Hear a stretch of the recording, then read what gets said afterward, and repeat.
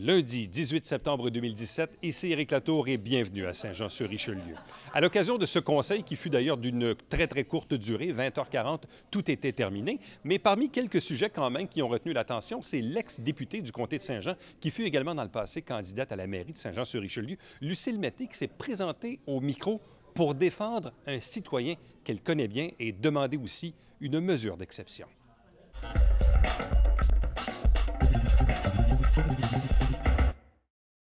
Bonjour, Lucille Mété, 499 des Trinitaires.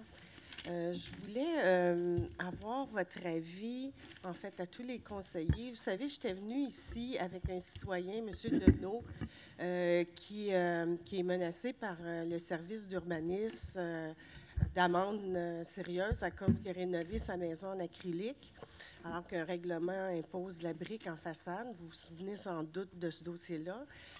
La seule façon pour M. Deneau de rendre sa maison conforme, sans scraper vraiment tout ce qu'il a fait, qui est, à mon avis, très joli, c'est d'une modification du règlement du zonage.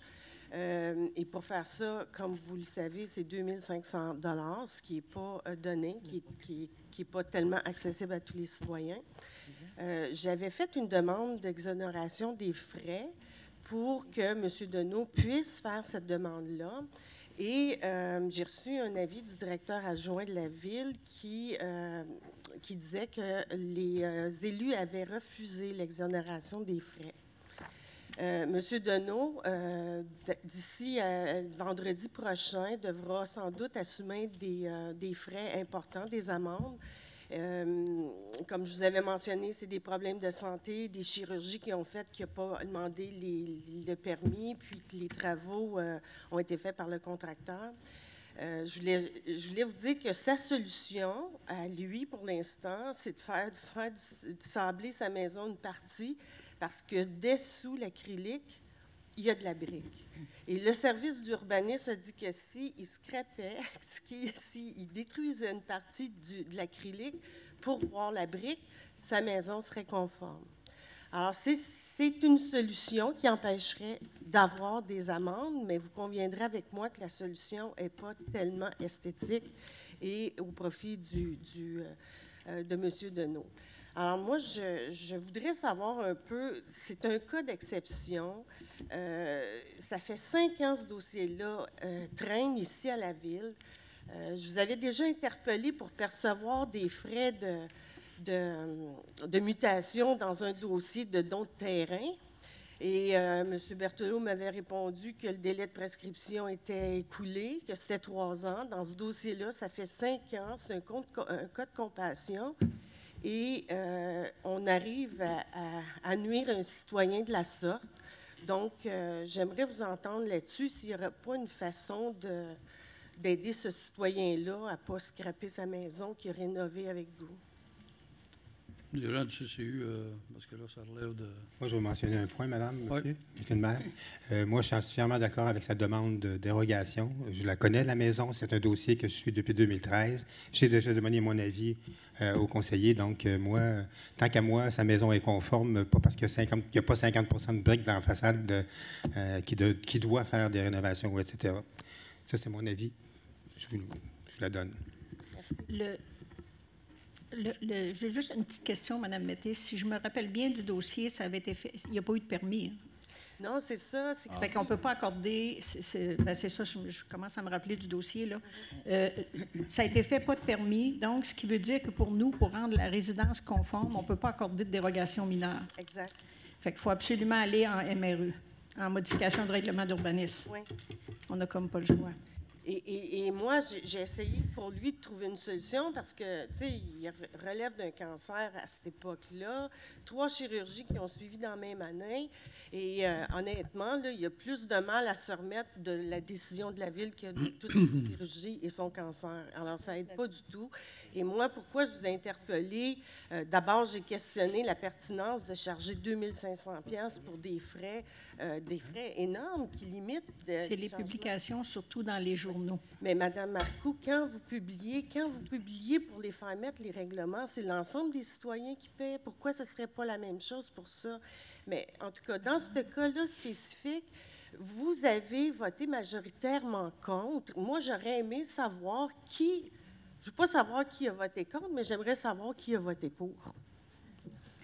Ben, en fait, si on veut se mettre en bonne solution, là, il y a ce que Mme Marcoux dit, c'est que, il y a des travaux qui ont été faits sans permis. Les élus ne peuvent pas utiliser des règles, vous le savez. Puis, à partir de là, ça me dit que la solution, c'est peut-être une MRU. Ben, il reste une assemblée publique le 2 octobre. C'est Auger dit qu'il connaît le dossier. Alors, à ce moment-là, je pense qu'à l'interne... Il n'y a plus aucune MRU qui passe avant les élections. On a un comité consultatif d'urbanisme. Ça se doit, un dossier comme celui-là doit passer au comité consultatif d'urbanisme. Et le dernier comité, c'est demain soir. Puis on a seulement des PIA, des MRU. On n'en a plus parce que la période est trop courte. Là, ça prend environ 3 mois à faire ça. Fait qu'il faudrait que ça serait un dossier. Je pense que la solution pour le moment, c'est peut-être de demander à ce qu'on pourrait dire mettre la pédale douce là, pour le citoyen, puis quelque chose qu'on pourrait regarder pour la MRU après. Bon. Mais c'est ce que je demanderais, je vous interpelle dans ce sens-là, parce qu'honnêtement, il n'a même pas voulu venir ici ce soir. Si vous pouvez peut-être demander, si vous acceptez éventuellement une exonération des frais, on va en présenter une autre, mais j'aimerais ça que vous parliez peut-être avec l'urbaniste pour modérer ça avant qu'il se crève sa maison. Merci. Merci.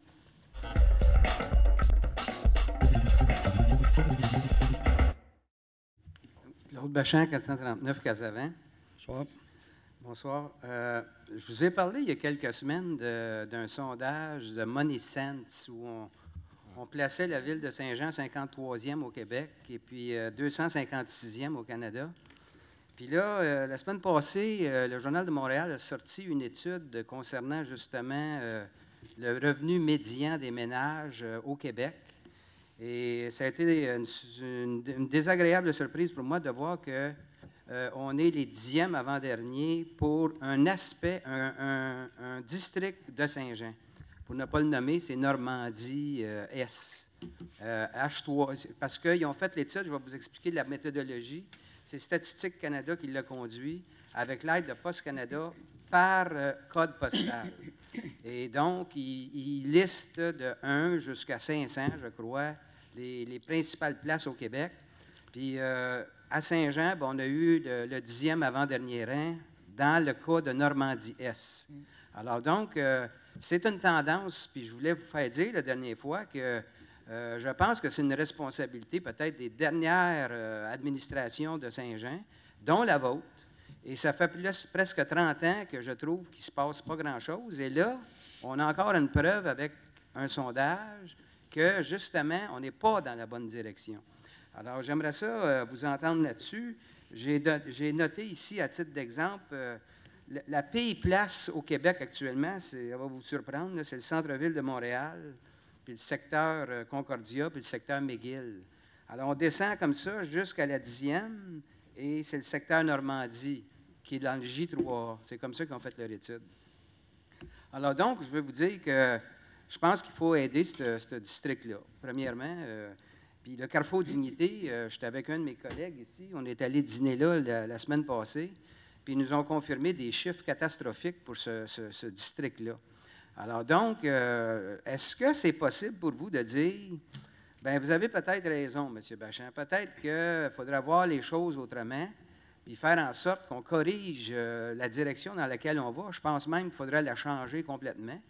Alors, j'aimerais ça avoir votre avis sur la deuxième étude. La première, on m'avait dit que ce n'était pas significatif, puis il y a même des chroniqueurs politiques qui ont dit qu'il fallait prendre ça avec un grain de sel.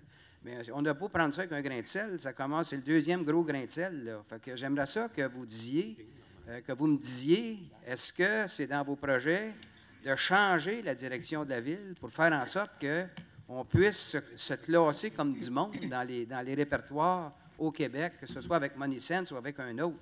Alors donc, c'est une preuve supplémentaire qu'on ne s'en va pas dans la bonne direction, puis j'aimerais que vous réagissiez là-dessus. Bien, ça me fait bien plaisir de réagir, parce que là, vous prenez une étude avec un point. Moi, je vais vous dire que dans le sondage qui est sorti avec Statistique Canada que j'ai reçu, en 2005, le taux de seuil minimum était à 12,2 à Saint-Jean. En 2015, il n'a pas bougé, il est resté à la même place. À Brossard, il est à 12,1. Pourtant, on est censé avoir beaucoup d'argent à Brossard. Mais dans le même sondage, en 2014, le revenu médian était de 64 000. Il est rendu à 84 440 $. Et les revenus des ménages combinés, de la portion entre 70 000 à 100 000, puis 100 000 et plus, il est rendu à 21 %. Alors, les gens, là, il y a des secteurs, je comprends, vous avez parlé de Montréal. Moi, je vous parle de la pauvreté à 12,1 à Brossard. Pourtant, ce qu'on entend de Brossard, c'est qu'ils sont riches comme Crésus. Pas tout à fait vrai. Puis quand vous me dites que des choses devraient changer, moi, je vais vous dire, le mandat actuel, là, d'ailleurs, je vais sortir un bilan, ça ne sera pas trop long, mais je vais vous donner un exemple, juste le Canada français de la semaine passée. Il y a des fois, ça passe sous le radar. Il y a plus de 60 millions d'investissements qui ont été annoncés dans différents programmes la semaine passée. Alors, des fois, on passe ça sur le radar. Mais concernant le revenu médian puis le revenu disponible au niveau des citoyens, moi, je vous invite à refaire le taux du sondage, là, parce que ça, c'est quelque chose qui me tient vraiment à cœur.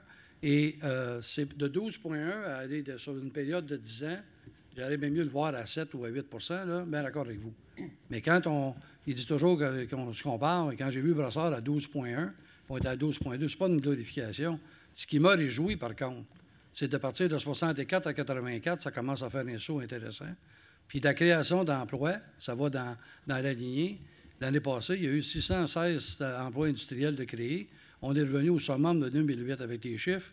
Et cette année, à la fin août, avec le Conseil économique, on est venu à la semaine passée, on est déjà rendu à presque 280. Puis vous surveillerez prochainement, là, il y a 4 projets industriels majeurs et pas des emplois au salaire minimum là, qui vont être annoncés. Donc, on s'en va, oui, dans la bonne direction. Peut-être pas celle que vous aimez, là, mais on s'en va dans une excellente direction, M. Pachan. Excusez juste un instant.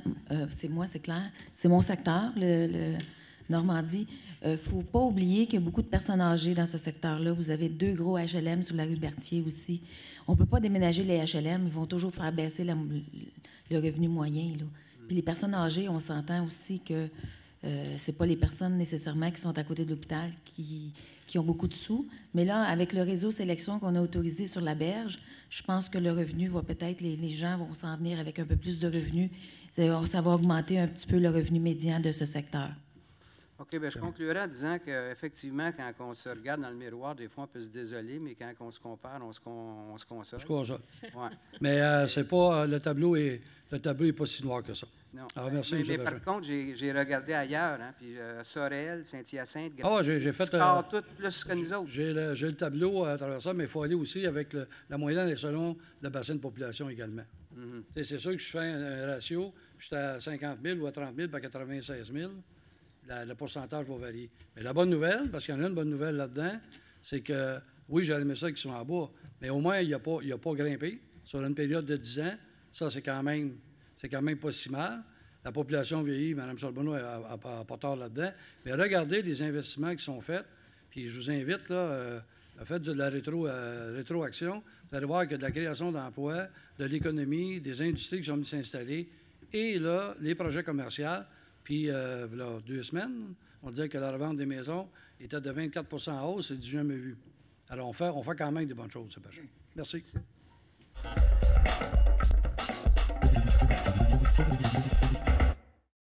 Bonsoir, M. le maire et conseiller. Ça va bien? Oui. Good. Moi, je vais... c'est qu'aujourd'hui, j'ai passé plusieurs heures avec la dame dans l'après-midi. Elle m'en a parlé? Ah oui? Concernant le temps que ça prend pour ligner. J'ai demandé si ça vous avait donné une réponse. La réponse qu'on nous a donnée, c'est, écoute, que le nouveau bitume est fait. Ça joue entre 1 semaine et demie, 3 semaines, c'est ça, M. Vaillancourt? Oui. Ils commencent... Ils sont dedans, dépendamment s'il ne pleut pas, mais ils sont dedans dans le lignage, là. Maximum 3 semaines, comme on m'a dit. Mais ça n'arrive pas avec la pluie, parce que là, ça, non. Ben non, mais... Les belles températures qu'on a depuis une secousse, là. Non, mais... en fait, juste quand même préciser, ils veulent qu'on utilise la peinture, on veut plus qu'il y ait de plomb dans la peinture. Bien, s'il pleut, je vais vous dire une chose, les lignes, ils ne diront pas longtemps, là. Non, mais c'est... Faut qu'ils sèchent. Parce que c'est ça qu'elle m'a dit, que ça pourrait de 2 à 3 semaines. Mais... Ça, c'est le maximum, là. Mais c'est ça, avec tous les contracteurs, c'est comme ça, c'est 2 à 3 semaines après que l'asphalte soit faite? Bien, en fait, ce qu'on dit, on dit que ça peut être 1 semaine et demie à 3 semaines, Mais là, de ce temps-là, là, on est choyé, il y a de la belle température. Fait que moi, je suis entrepreneur, puis j'ai fait une soumission pour faire des lignes, puis je peux faire mon contrat, puis le faire rapidement, puis gagner du temps. Je pense que je vais y aller. Là. Je vais essayer d'en faire le plus possible. Mais la réponse précise qu'elle vous a dit aujourd'hui, on l'a validée, est avec nous tantôt, c'est entre une semaine et demie à 3 semaines. Habituellement, le lignage qu'on avait à faire se fait. Une semaine à 2 semaines, ça, c'est... Oui, bien, Mais- le 3... Regardez, là, à un moment donné, prenez pas le dernier bout, là, on dit entre ça. OK? Il peut arriver que ça soit 3 semaines, mais je ne peux pas vous dire que ça va se faire une semaine. La prochaine fois, vous allez venir me voir, vous allez dire, monsieur le maire, ça a pris 2 semaines. Je vous dis entre 1 et 3. C'est parce que, savez-vous quoi? C'est que je sais bien qu'elle m'a dit qu'on prenne les priorités. Puis ça, c'est normal qu'on prenne les priorités. Mais vous savez, la piste cyclable sur la boulevard Sainte-Thérèse où vous avez fait le pavé, c'est une place très dangereuse où il y a beaucoup de tournants et qu'il y a des vélos, on est coincés parce que la piste cyclable est assez serrée et on n'a même pas de poteau pour nous protéger. Il n'y a pas de ligne blanche, il n'y a pas rien. Et quand ça prend si longtemps pour faire des lignes, moi, je prends ça pour une priorité, cette place-là. En fait, je reçois ce que vous me dites. Quand on parle de priorisation, possiblement que je n'ai pas vu toute la panoplie de rues qu'on a faite, là, mais évidemment, quand on parle de priorisation, on va penser aux corridors scolaires, on va penser aux allées piétonnières, on va penser aux pistes cyclables. J'imagine que c'est en palette de couleurs, là, ça c'est clair. Parce qu'elle est allée voir justement sur place, parce qu'elle ne comprenait pas trop ce que je voulais dire. Quand elle est allée sur place, elle a bien vu ce que je voulais dire. Puis pour moi, là, je sais que les écoles passent aussi en premier, mais ça, pour moi, ça passerait en deuxième. OK. Surtout ce coin-là, là, il est très dangereux. C'est ça. Moi, j'ai déjà mentionné Neveu-France, la rue Neveu-France. Je l'avais déjà mentionné de mettre un poteau là, de piste cyclable au niveau de Neveu-France et Dorchester. Puis toutes les rues qui se rejoignent avec Neveu-France, que les gens tournent. Parce que quand les gens tournent et qu'il n'y a pas de poteau, quand il y en a pour ça, là, je me suis dit comment est-ce qu'elle appelait ça? Là? Les mollards. Quand il n'y en a pas, que les autos tournent, que s'il y a un vélo qui s'en vient, il risque d'embarquer sa piste cyclable. Fait que ça, c'est notre affaire que je lui avais suggéré, demander, mais elle dit qu'elle ne connaît pas les règlements par rapport à ça. Je sais qu'on ne peut pas en mettre partout, mais au niveau des règlements, c'est quoi? Parce que quand les autos tournent, où il y a une piste cyclable, c'est dangereux.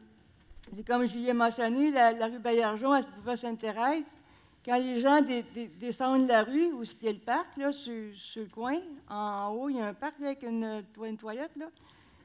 Quand ils descendent la rue, ils descendent sur le boulevard Sainte-Thérèse, et là, il n'y en a pas il y en a pas, puis c'est dangereux qu'ils embarquent sur la piste. Ce qu'on va faire, je les prends en note, M. le DG aussi, là, donc la réunion de débriefing de matin, on va en parler. Les bollards, il y a sûrement pas nécessairement qu'il y a une question de sécurité. Je comprends ce que vous dites. Si la personne prend son détour trop large, puis vous emmenez un vélo, là, à un moment donné, une question d'attention. Mais là, quand vous parlez de Neveu-France, vous êtes dans un quartier résidentiel, puis des rues sont quand même assez larges. J'espère que la personne, la voie cyclable, là, quand qui viennent de la rue Launier ou autre, là, quand les personnes tournent soit à droite ou à gauche, à quelque part, bien, elle est plus que longer la clôture. Là, sur Neveu-France, moi, ça m'est arrivé souvent que j'ai vu des autos tourner sur des rues. Puis, okay. On prend bonne note. Allez-y rapidement parce que votre temps est écoulé. Oui, bien, c'est ça, le temps. Ça aussi, il y a une affaire que je ne comprends pas. C'est que vous avez.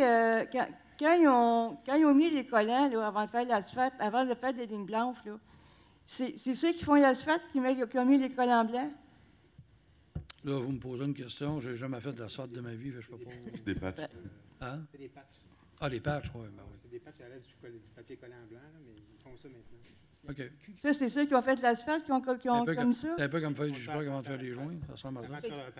Pour sceller les fissures. Pour sceller les fissures. OK. C'est un scellant pour les fissures. Après ça, ils mettent le bitume. Ça, c'est... En tout cas. Puis j'ai pris un paquet de photos que je lui ai montrées. OK. qui est supposée travailler dessus là, par rapport aux limites. Elle remplace une dame qui a été d'une efficacité extraordinaire. Je parle de Mme Martin. Et, oui, je l'aimais tellement. Oui, mais regardez, un jour, on a tous commencé en quelque part. Elle est pleine de bonne volonté, elle est bien encadrée. Oui. Je suis sûr qu'elle va prendre de l'expérience, mais elle est à l'écoute, puis elle va finir par faire un excellent travail aussi. Ah oui, merci beaucoup. Merci. Merci.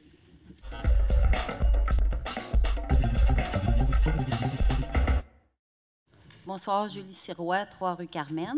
Bonsoir. Bonsoir. C'est ma première fois au conseil ici. Et puis, je ne sais pas ce qui advient du dossier avec l'idée de bannir l'usage des sacs de plastique. Honnêtement, le débat s'est pas fait alentour de la table. Il y a certaines municipalités qui ont enclenché le processus. Je vais vous avouer que c'est pas unanime partout. J'ai des gens qui demeurent à Brossard pour parler de Brossard. Moi, personnellement, j'ai mes sacs d'épicerie, donc les sacs de plastique, c'est pas mon bagage. Mais avant d'entreprendre ça, là, on est déjà dans un projet de bac brun, là, un projet pilote là, au niveau du pétricible. Là, le sac de plastique, je pense que ça n'a pas été amené à la table du conseil. Ça n'a pas été amené à la table du conseil.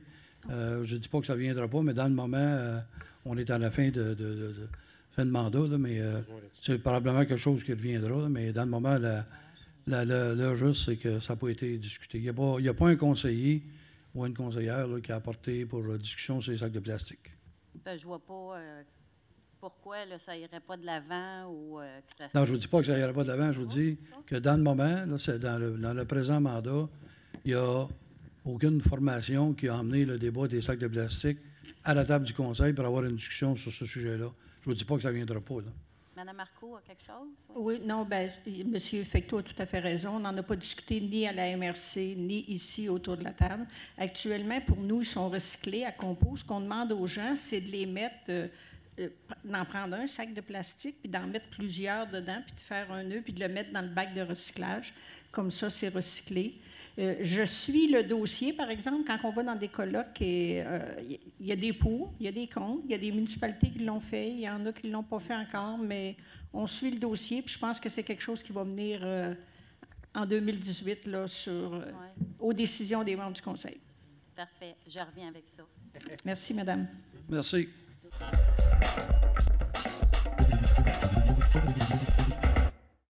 Bonjour, Dominique Pétrin, 808 Boulevard Saint-Luc.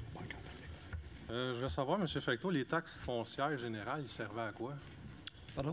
Les taxes foncières générales, ça sert à quoi? Ça sert à quoi? Ça sert à donner beaucoup de services au niveau de nos citoyens. C'est le revenu principal d'une municipalité. Alors, parce qu'au niveau des municipalités, selon nos règles, on n'a pas de droit de déficit, donc on peut percevoir la taxe foncière, c'est le premier après donner qu'à part des subventions. Là. Peut-être mon président de la Commission des finances peut me donner un petit coup de pouce, c'est ça? C'est correct. C'est correct, bon, voilà. C'est ça que ça sert. Donc, ça sert à rendre service aux citoyens? Tout à fait. Payer tous les services. Okay. Fait que si, comme moi, je reste sur une route provinciale, si je reste sur une route provinciale et que la ville n'entretient rien, parce que c'est pas elle, elle ne fauche pas de terre-plein parce qu'on n'en a pas. Elle ne plante pas d'arbres, elle n'entretient pas de fleurs, elle n'achète pas de bac, elle ne vide pas les petites poubelles, elle n'enlève pas la neige, elle ne fait pas de sel, tout le kit. Mais ça, moi, je paye quand même.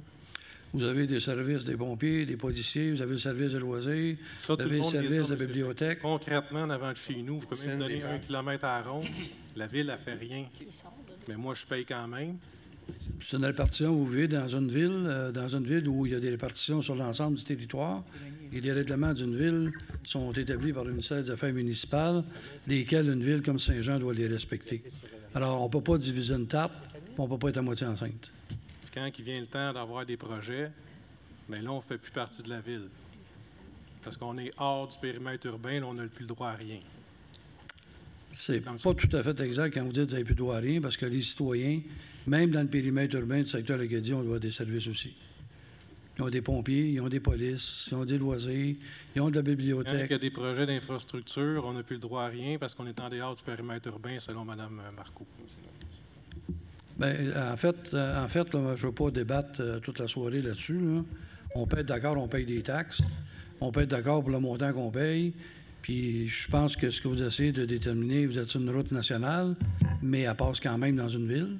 Puis la ville donne des services. Fait que c'est pas le gouvernement provincial qui assure la police, qui assure les pompiers, qui assure les bibliothèques, qui assure les loisirs. Tout le monde, là. Dites-moi pas que je ne vais pas user le trottoir des autres non plus. Regardez, moi, là, j'essaie juste de vous donner une réponse, OK, qui va selon les règles. La réponse est que... à un moment donné, là, je veux juste qu'on garde ça cool, là. À un moment donné, là, il ne semble pas grand-chose, OK? On ne pourra jamais s'entendre parce qu'il ne semble pas grand-chose qui va votre affaire. Alors, à partir du moment que c'est là, à quelque part, que vous soyez dans n'importe quelle municipalité au Québec, là, ça va être la même chose qu'à Saint-Jean-du-Richelieu, en périurbain, en campagne ou en ville. Que ça plaise ou pas, c'est comme ça. Là. Moi, je ne peux rien faire. Je vais vous donner les documents, Mme Marcoux.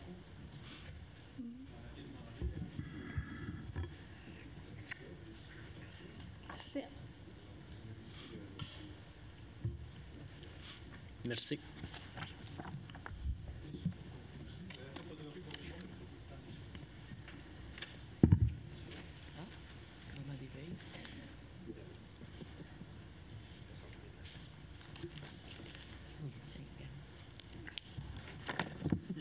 Fait que ça, là-dedans, ça dit effectivement que dans le programme Primo, si on est à l'extérieur du périmètre urbain, on peut bien lever les yeux au ciel, là, mais c'est ça pareil. À l'extérieur du périmètre d'urbanisation... Juste demeurer, là, on vous écoute, OK? Puis je pense juste laisser faire les commentaires. Soyez concis, vous avez un document que vous avez partagé, c'est correct, on va juste rester poli. Oui, c'est ça, rester poli. Ça va bien aller. C'est ça. Fait que c'est ça, ça dit que ça prend des analyses d'eau récentes qui n'ont pas été faites par la Ville, parce que la Ville n'a pas de documents. Moi, j'en ai des analyses d'eau de mon puits qui disent que c'est 5000 TDS. Santé Canada dit qu'en haut de 1200, c'est inacceptable. Puis toute la patente, là. Mais c'est qu'en principe, la Ville, a comme cette année-là, en tout cas, elle avait 3 façons de nous aider. En bas de 25 % la Ville peut décider d'injecter de l'argent dans un projet. On avait le programme Primo, qui peut aller jusqu'à 50 %. Puis on a la taxe sur l'essence. Je pense que Saint-Jean, c'est quand même une grosse ville, d'avoir quelques millions là-dessus. Ça, dans l'Assemblée, là, dans notre Assemblée, il n'y a jamais été question de ça. Fait que je peux te savoir pourquoi? De quelle Assemblée que vous parlez? L'Assemblée sur l'aqueduc, en 2011. Tu étais présent, Mme Je ne peux pas vous répondre, mais en 2011, je n'étais pas là. Je pense que ce dossier-là, M. Pétrin, on a fait le tour, là. Vous avez porté une plainte au ministère des Affaires municipales. On attend la conclusion. Fait que quand la conclusion viendra, on en reparlera. Puis là, vous venez de dire que la taxe sur l'essence, ça aurait permis de faire ça. La taxe sur l'essence, là, ça sert à réparer des infrastructures qui sont déjà en place. Dans votre cas, il n'y en avait pas du tout. Pour ce qui est du programme Primo, là, vous me donnez ce document-là, mais il commence à la page 6. Moi, je l'ai au complet chez nous, puis je vais le ramener à la prochaine réunion. Puis c'est écrit, puis c'est surligné dedans que quand tu es à l'extérieur du périmètre urbain, tu n'as pas le droit aux subventions. Mais c'est quoi qui est surligné, là? Oui, mais il m'en manque la moitié. Exceptionnellement, à l'extérieur du périmètre urbain, mais ça prend des analyses d'eau, puis la Ville n'a pas fait.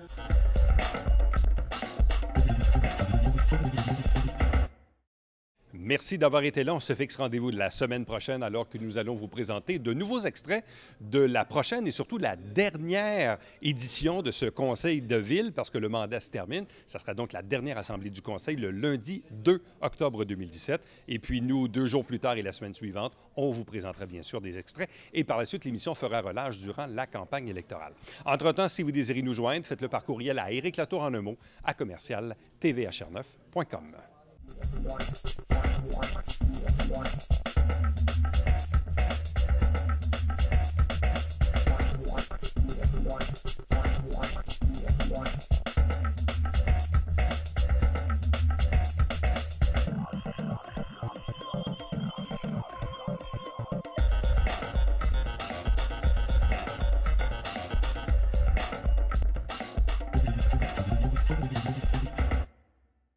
Télévision du Haut-Richelieu. Notre région, votre télévision.